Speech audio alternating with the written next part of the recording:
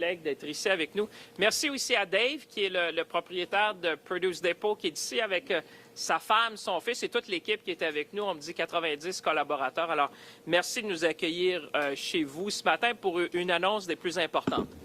As colleagues would know and Canadians watching, affordability is top of mind for millions of young Canadians, millions of seniors and families across our nation.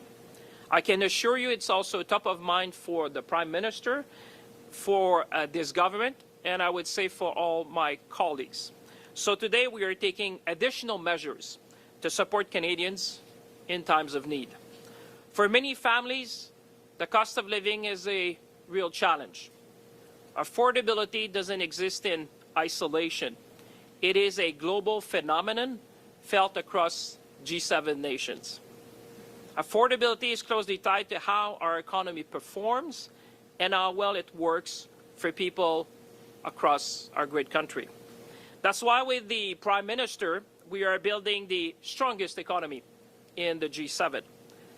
You have heard me say that many times before, but with Budget 2025, we are making generational investments in infrastructure, in housing, in productivity and innovation, because it affects how Canadians live, work, and plan for their future. Doubling overseas exports, as the Prime Minister have challenged us and our nation. Supercharging major project development, building one Canadian economy, and maintaining Canada's tax competitiveness all have a tangible impact on our standard of living. Taken together, these measures will enable more than $1 trillion in total investment in our economy by 2030. But we also recognize, we are very well aware that these are medium and long-term efforts that we need to do together. Right now, many Canadians are facing immediate challenges at the end of the week, at the end of the month, and our responsibility is to help bridge peoples through this moment. We need to provide the bridge to people while our broader plans takes hold. Notre gouvernement a déjà mis en place plusieurs mesures pour réduire le coût de la vie. Dès l'arrivée du Premier ministre Carney au pouvoir, nous avons réduit les impôts pour 22 millions de Canadiens et Canadiennes, représentant jusqu'à 840 $ pour une famille à 2 revenus.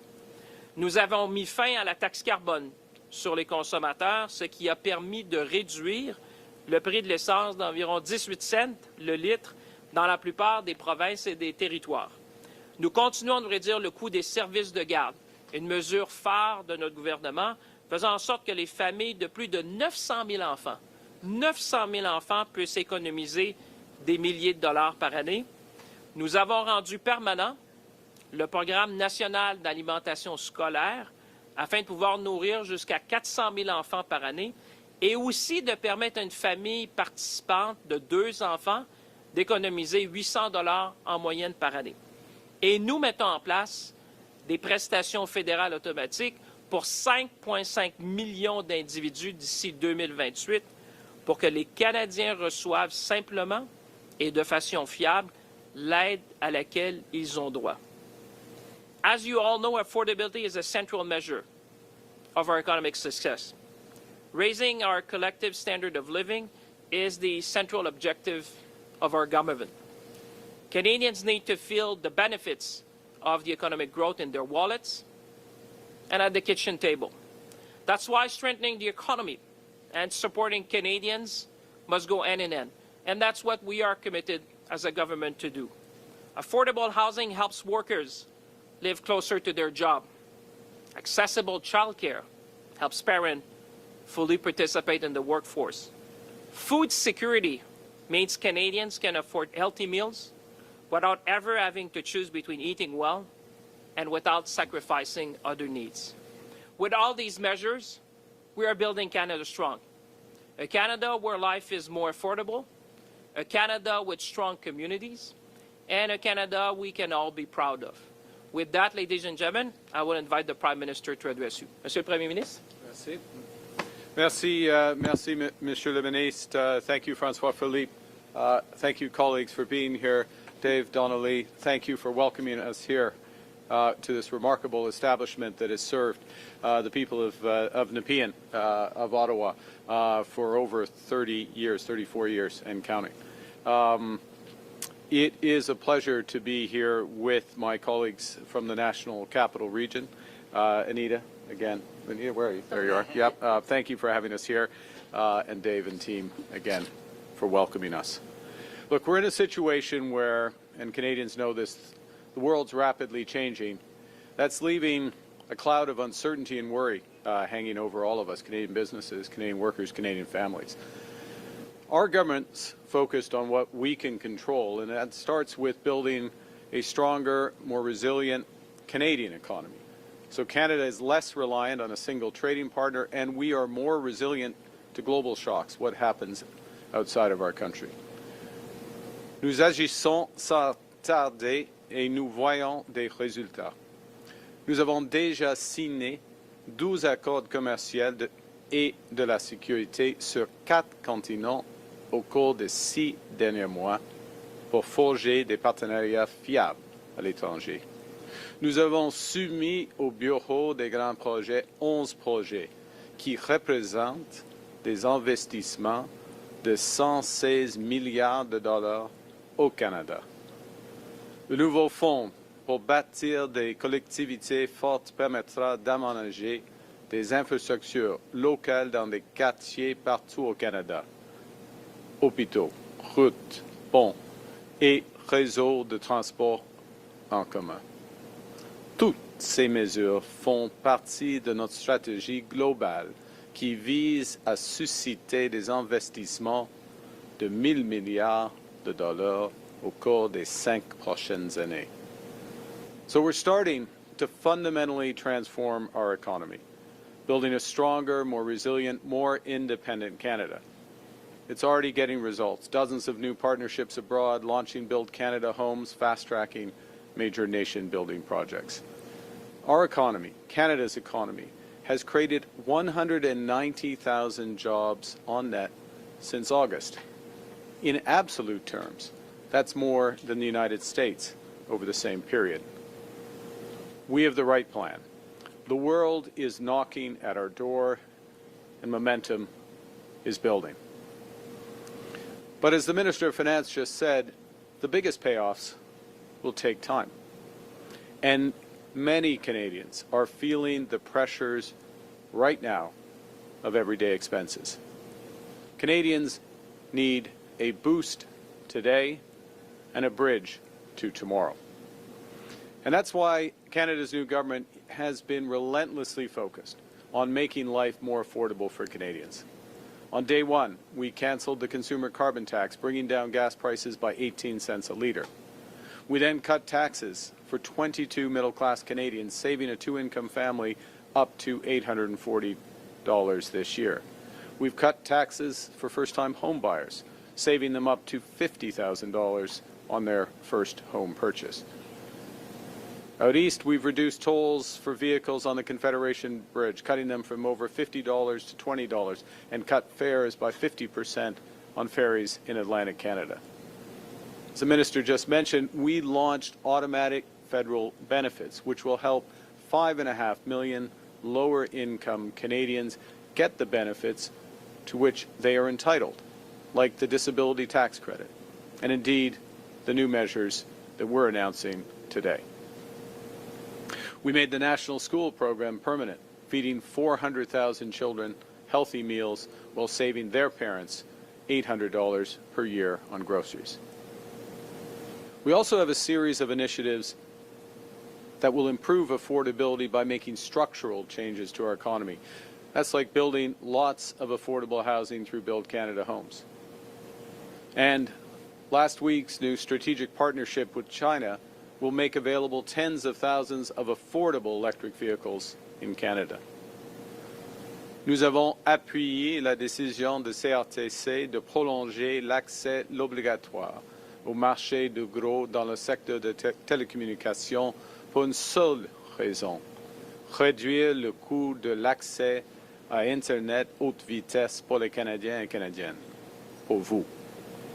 Dans le budget 2025, Notre gouvernement a protégé les programmes sociaux essentiels qui offrent à chaque Canadien une chance équitable de réussir. Les garderies, les soins dentaires et l'assurance médicaments. Au cours des prochaines années, notre gouvernement travaillera sans relâche à améliorer l'affordabilité pour tous les Canadiens. Now, bigger picture, overall inflationary pressures are easing. The consumer price inflation rate is back in the Bank of Canada's target range, and average wages in our country have consistently grown faster than the rate of inflation since this government took office. Fees for childcare across Canada have dropped by around 35% over the last 3 years, thanks to our childcare program. The average cost of cell services has fallen by more than 40% since 2020. That is, if you're able to switch plans. Gas prices have dropped by 14% from where they were a year ago, helped by that elimination of the consumer carbon tax. That's all good news. And with our economic plan kicking into gear, there's more good news on the horizon. But at the same time, for many Canadians, the cost of groceries and everyday essentials has been too high for too long. They need more support now. The pandemic caused inflation to spike worldwide, pushing up those costs of groceries and essentials, including rent. Global supply chain shocks, subsequently shocks caused by tariffs, weather events from our changing climate, and geopolitical disruptions have caused food prices to rise faster than overall inflation. So orange juice is up 12% year on year, ground beef up 19%, coffee and tea up by 24%. Ce problème ne touche pas seulement une minorité de gens très vulnérables.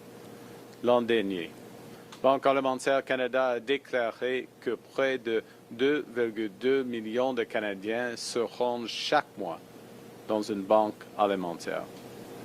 Actuellement, 25% des ménages composent avec l'insécurité alimentaire et 50% des Canadiens sont à deux doigts de devoir se tourner vers une banque alimentaire. So last week, just a few days ago, in Quebec City, our cabinet convened and we focused on how to make life more affordable for Canadians now, and also how to tackle the root causes of food insecurity in Canada. Those deliberations including a long conversation with Kirsten Beardsley, the CEO of Food Banks Canada, to talk about these critical issues and what different levels of government can do to address them. You know, one of the best things, and there are many great things about our country, but one of the best things about our country is that we look out for each other, that we believe our economy is strongest when it serves every Canadian. So we're acting today, Canada's new government is acting today to provide a boost to those Canadian families who most need one, while creating a bridge to longer-term food security and affordability. Everyone pays the same GST on items that they buy, no matter how much money they make. But since groceries and other essentials make up a larger share of the budget of lower-income Canadians, the GST puts a higher burden on those less well off. The GST credit has helped to make our tax system fairer by returning a portion of the federal sales tax to Canadians with lower incomes, providing relief for people who feel the extra cost at the checkout most acutely. The rise in food prices means that a lot of these Canadians need more support right now. So today we're announcing that our government is launching the new Canada's Groceries and Essentials benefit. This will deliver hundreds of dollars more into the bank accounts of more than 12 million Canadians. Starting this year, we're taking the existing GST credit amount and raising it by 25% for 5 years. And in addition, we're providing a one-time payment equivalent to 50% of the GST credit this year. So what does that mean? Well, right now, a family of four receives about $1,100 a year with the existing GST credit. With the new Canada Groceries and Essentials benefit, that same family will receive up to $1,890 this year and about $1,400 a year for each of the next 4 years. A single person receives about $540 a year with the existing credit. With the new benefit, that person will receive up to $950 this year and about $700 a year for the next 4 years. On average, these payments make up for the higher level of food prices since the pandemic. In parallel, we're working to address the root causes of inflation and working on longer-term solutions to bring down the cost of groceries in Canada. That starts by improving the resilience of our supply chains. Because when issues arise in supply chains, from transportation to process to distribution, costs rise at every step along the way, and these costs end up on the grocery bills. Tariffs, for example, are part of that problem. In September, the government launched what we called a new strategic response fund to help sectors across our economy, those impacted by tariffs, to adapt, to diversify, and to grow. And today, we are committing $500 million from this fund to support capital investments to help food businesses expand capacity, increase productivity, and strengthen our food supply for the future. In addition, our regional tariff response initiative will provide $150 million for small and medium-sized enterprises to do similar things. This will mean more resilient supply chains, more greenhouses, more abattoirs that are closer to customers, and most importantly, will help mean lower food prices and better food security for Canadians. Pour réduire le coût de production des aliments, nous instaurons la passation en champs immédiats et accélérer des serres.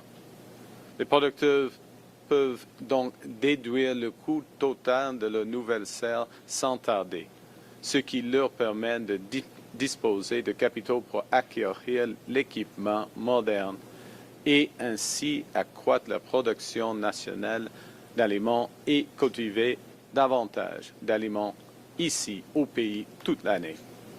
Les agriculteurs peuvent produire plus d'aliments à coût moindre, ce qui fait augmenter l'offre d'aliments canadiens et atténue les pressions sur les prix à l'épicerie pour les familles. To address the root causes of food security, we're developing a new national food security strategy that strengthens domestic food production, improves access to affordable, nutritious food. The strategy will include measures to implement unit label pricing so Canadians can compare easily in this era of shrinkflation. We're also going to provide support for the Competition Bureau in monitoring and enforcing competition in our market across the supply chain. And we will include new measures to strengthen food security in the North, where food insecurity and affordability challenges are felt most intensely. To ease immediate pressures for food banks, we're providing $20 million in a top-up to the local food infrastructure fund. This will help boost community food programs and deliver more nutritious food for families in need. Canadians are generous people. We take care of each other, particularly in times of need. We know we're stronger together. And during this time of global turmoil, Canadians are coming together to build Canada strong, to build a more independent, secure, and prosperous country, a country that works for all. And we know that getting there will be tough at times. We know that progress won't always move in a straight line. So we know that in times like these, we don't just have to look out for ourselves, we have to take care of each other. And that starts with everyone being able to put good food on the table. That's why the government's working relentlessly to make life more affordable for everyone. That's why we're stepping up today to help people who need it the most.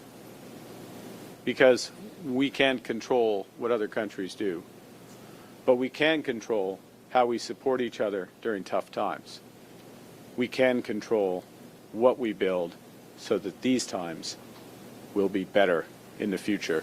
We choose to build Canada strong for all Canadians. Thank you very much. Merci, and I look forward to your questions. Thank you, Prime Minister. We'll now begin the question portion of the press conference. On va maintenant commencer les questions. Première question, Tom. Hi, Prime Minister. Tom Perry with CBC. Since your speech in Davos, we've had Donald Trump threaten fresh tariffs on Canada if we cut a deal with China. He's rescinded your invitation to the Board of Peace. He started calling you governor, like he did your predecessor. I'd like to know what you think about all that and what impact you think your speech had on Canada-U.S. relations. Well, I think the first thing is that my comments in Davos laid out how we see the world, a recognition of how the world has changed. I think a point that Canadians understood months ago. In fact, I think Canada understood the scale of the change in U.S. trade policy, what it meant for our economy. We understood that well before other countries, and we started to react, controlling what we can control, building it at home, and very importantly, diversifying our trade partners abroad. That second bit is a positive thing.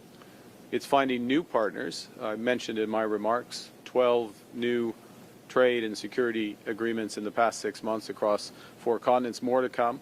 For example, the commitment with India to work together is just one of many. And all of that builds our strength here at home, provides more opportunities, makes us less dependent on the United States. Last point. We are entering soon a negotiation or review formally of CUSMA, our agreement, as you know, with the United States and Mexico. It'll be a robust review, is the expectation. The President is a strong negotiator, and I think some of these comments and positioning should be viewed in the broader context of that. Going back to Davos as well, the President was interviewed on Fox News, and he talked about NATO troops and NATO troops staying back from the front in Afghanistan. I'm wondering if you think the President should apologize for that. On a secondary topic, on Greenland, he backed down from threats on Greenland. Do you think that's settled? Would Canada send troops to Greenland to support their European allies? So let me be absolutely clear. With respect to the contribution, what everyone should recognize, Canadians recognize, and we are fundamentally grateful for the extraordinary contributions of the men and women of the Canadian Armed Forces in a variety of theaters, including very much Afghanistan. We were the first to invoke Article 5. We were the first to send support after 9/11 to New York City. We sent 40,000 Canadian troops serving over 13 years on the front lines in Afghanistan, in Kandahar as one example. 158 of those soldiers paid the ultimate sacrifice. One of our diplomats paid the ultimate sacrifice. Thousands more were injured. 30 of our soldiers won the American Bronze Star for service in combat, for courage in combat. It's an extraordinary contribution for liberty, for freedom, for human rights, defending the United States, defending Canadian values. Everyone should recognize that. All Canadians are in their debt. Now, I think you had a second part, but on Greenland. On Greenland. Do you think that's settled, or and would you consider? I think that I thought from the start the following, which is, and this is a point, by the way, I made at the NATO summit in June. The importance of reinforcing Arctic security across the entire Arctic theater, to use that term, which very much includes Greenland, Northern Arctic, the Nordic countries as well. It has been the view of this government that NATO has not put enough emphasis on that. Canada is putting emphasis since we've come into office. We put emphasis on that. And that the solution to the security needs of Greenland, but the entire Arctic region, is coordinated through NATO. First and foremost, Canada will take responsibility for our Arctic, but working in conjunction with others. We have close and deepening cooperation with the Nordic-Baltic 8 group of countries. I've met with the NATO Secretary General on a couple of occasions, 3 occasions now, about this issue. And I think by reinforcing that security umbrella, it addresses the fundamental needs of those countries. Denmark addresses the fundamental needs of Greenland, helps support security in Canada. So that aspect is very much taken care of. Thank you. Morning, Prime Minister. Mike Joe with CTV News. I just wanted to follow up on what Tom was asking. Are you offended by being called governor? I mean, I think in this role you get called a lot of things, a lot of time, and I'm not going to comment on every tweet or truth or comment from whoever. So I can handle it. As a follow-up, but I do think this point about our troops is fundamental, and respecting our troops and the contribution that they've made. I want to follow up on what you were saying yesterday outside of Cabinet caucus. You said that Canada isn't pursuing a free trade agreement with China. What efforts are you or your ministers making with the Trump administration to communicate that to them so that those threats of tariffs stop?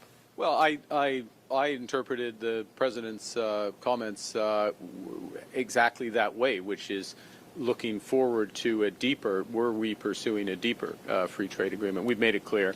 My fellow members of cabinet ministers have made it clear to their counterparts that that's the case. We've made the public point. And it's obvious. Look, Canada, when we sign an agreement, we sign a trade agreement, in this case USMCA as they call it, or CUSMA as we call it, there is a clause in that agreement, Article 32.10, I believe, which says that you will not have, you have to give notice, in effect, if you're pursuing a free trade agreement with a, quote, non-market economy. That's in the eye of the beholder who defines it, but it's a definition of any of the other parties who see somebody as a non-market economy. China is one of 15 or 17 economies that the U.S. views as non-market. I can understand why they say that. So we got an agreement. If we were even considering that, which we are not and never have, we would have given notice, and then there's a very open and transparent process. Thank you. Bonjour, Monsieur Carney. Michel Sabat, La Presse canadienne. Avez-vous des excuses à présenter aux Québécois et aux francophones du Canada pour vos propos sur les plaines? Et êtes-vous confortable à être le chef du camp du non lors d'un éventuel référendum sur la souveraineté du Québec? En ce qui concerne mes commentaires, j'ai commencé par reconnaître la lutte des francophones au début, pendant l'histoire du Canada. Et j'ai mentionné, même souligné, les efforts de certains dans notre histoire de poursuivre une politique d'assimilation.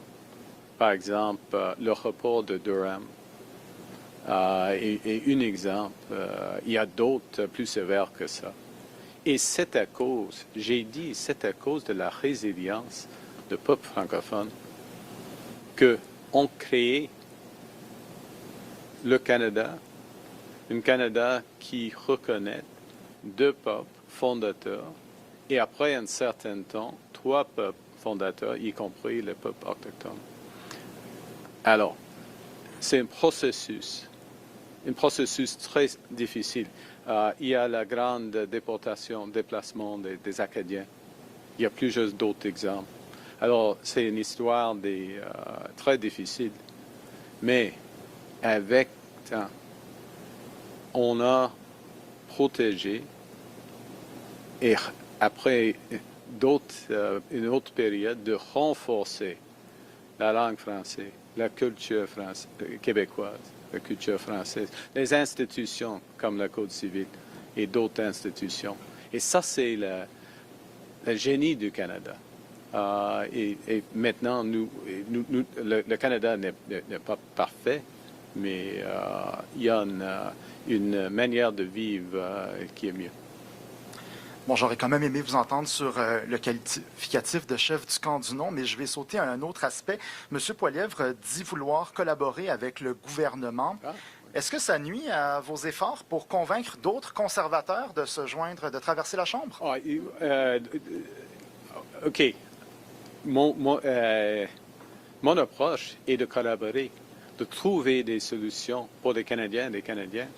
Et il y a plusieurs occasions, plusieurs opportunités pour M. Poilievre et le Parti conservateur, le Bloc, les néo-démocrates de collaborer sur, par exemple, il y aura une Ways and Means probablement dans une semaine, dans les prochains jours, probablement.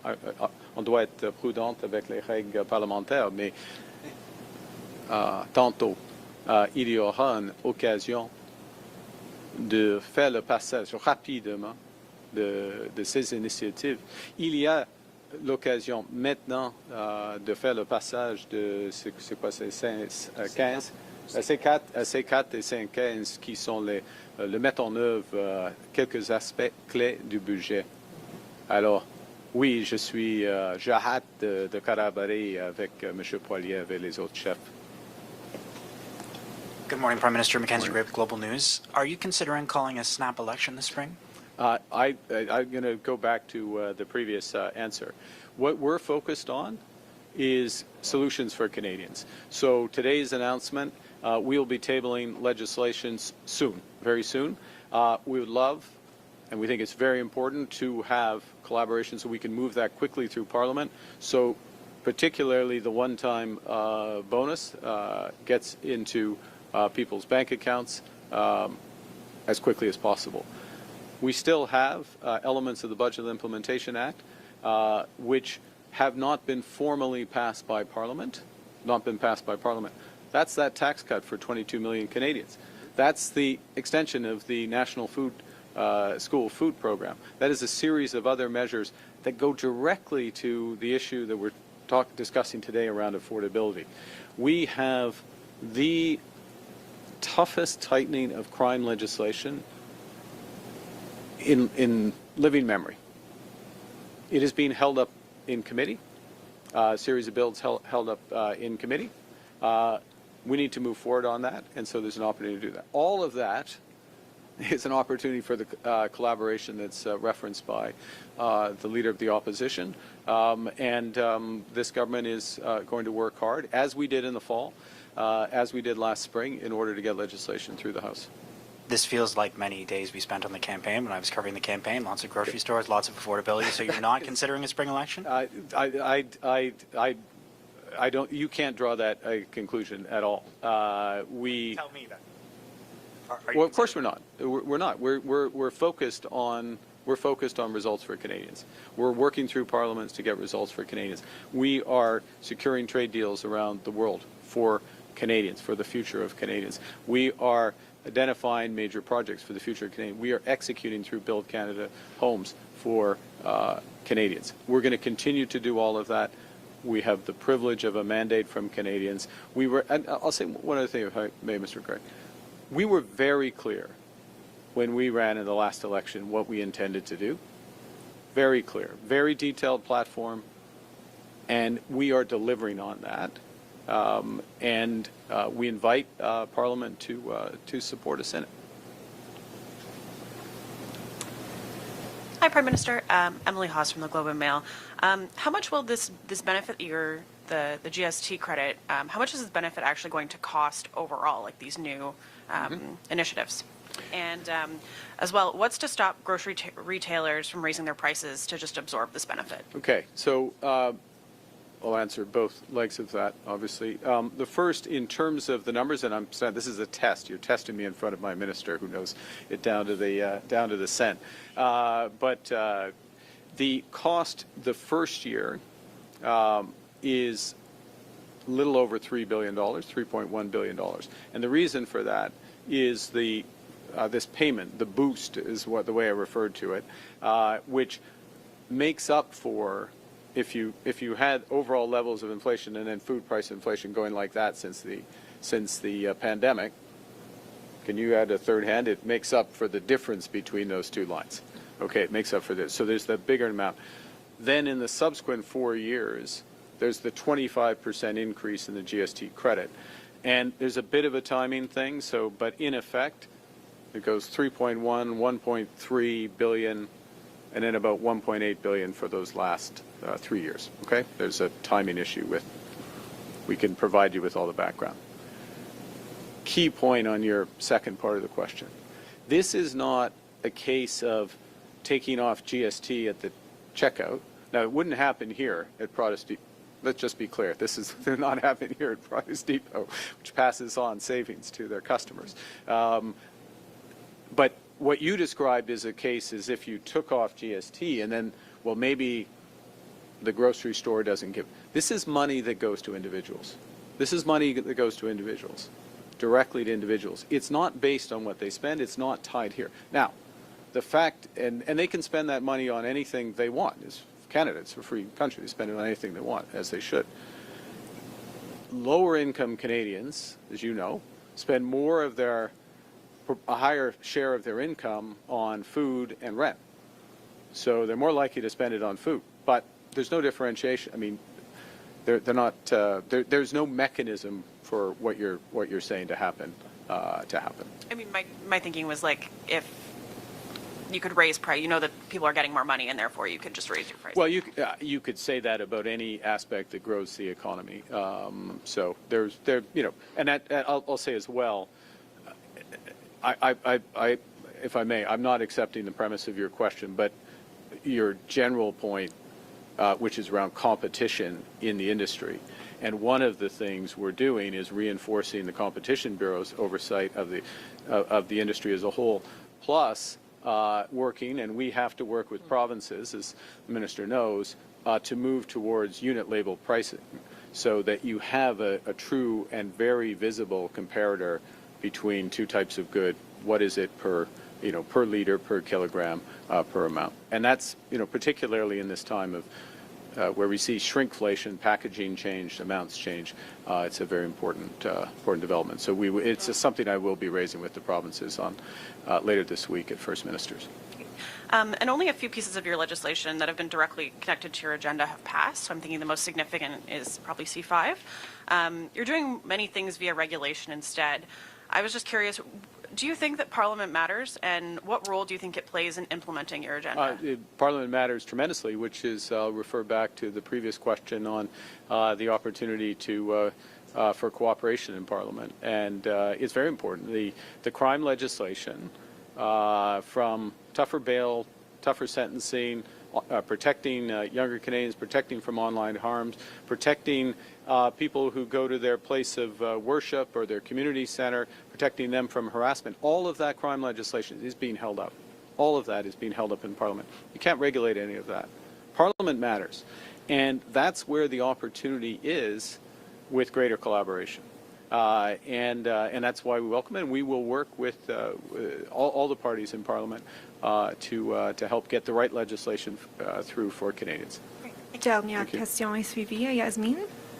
Yasmine Mehdi avec Radio-Canada. Je veux d'abord vous entendre sur votre discours à Davos. À la lumière des menaces de tarifs de Donald Trump, qui vous a appelé gouverneur Carney, est-ce que vous regrettez certains passages de ce discours? Est-ce que vous êtes allé trop loin? Pas de mots. Non, pas du tout, parce que j'ai décrit la situation actuelle. Il faut être honnête. Ça, c'est la situation actuelle. Que quelques puissances, quelques grandes puissances utilisent l'intégration pour la cohésion, de changer les politiques d'un pays ou d'un autre. Alors ça, c'est la situation actuelle.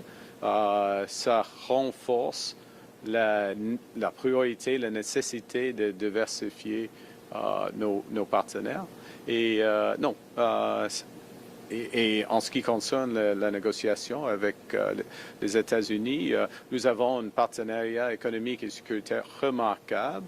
On peut améliorer ces partenariats, mais c'est une question pour négociation, pas de discours. Et par rapport à ce que vous annoncez aujourd'hui, cette mesure fiscale, d'abord, est-ce que c'est une mesure électoraliste? Non. Et ensuite, expliquez-nous Non. pourquoi ça ne fait pas augmenter l'inflation. D'abord, est-ce que c'est électoraliste? Non, pas du tout. Pas du tout. Oui, parce que c'est un enjeu fondamental. C'est un enjeu fondamental. C'est une question de pouvoir d'achat, d'abordabilité de 12 millions de Canadiens et Canadiennes. Premier point. Deuxième point, c'est une mesure dans une série de mesures. Par exemple, nous avons commencé, le gouvernement a commencé avec la réduction des impôts pour 22 millions de Canadiens et Canadiennes et d'autres mesures comme cela. Alors, c'est une grande mesure dans une série de mesures. Il y aura des autres afin de renforcer et d'améliorer l'abordabilité des Canadiens. Parce que nous avons le bon plan pour renforcer notre économie, pour bâtir une économie forte. Mais ça prend du temps et les pressions d'abordabilité existent maintenant. Et dernièrement, pardon, juste expliquez-nous en quoi est-ce que ça ne va pas faire augmenter l'inflation d'injecter de l'argent dans les poches des Canadiens? Non, I mean, dans le... OK. Moi maintenant, et c'est difficile d'être Premier ministre et banquier central en même temps. Alors, je peux répondre à votre question. Il y a une question de l'indépendance de la Banque du Canada et il faut être prudent. C'est une question de l'offre et demande et l'équilibre entre les deux, d'augmenter le pouvoir d'achat et le pouvoir d'achat de 12 millions de Canadiens et Canadiennes. C'est une bonne politique. Et ça va améliorer leur situation. Ça, c'est clair. Thank you. Okay. This concludes our press conference. Merci tout le monde. Merci beaucoup. Merci. Did I get my numbers right? Yes. I double checked.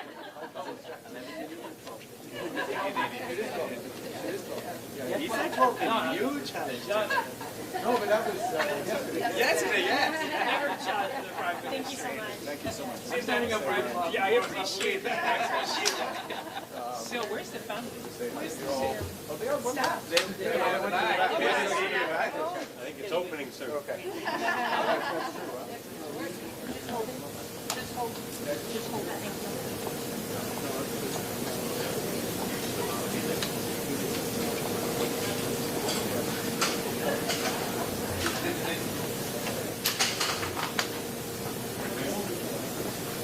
Great.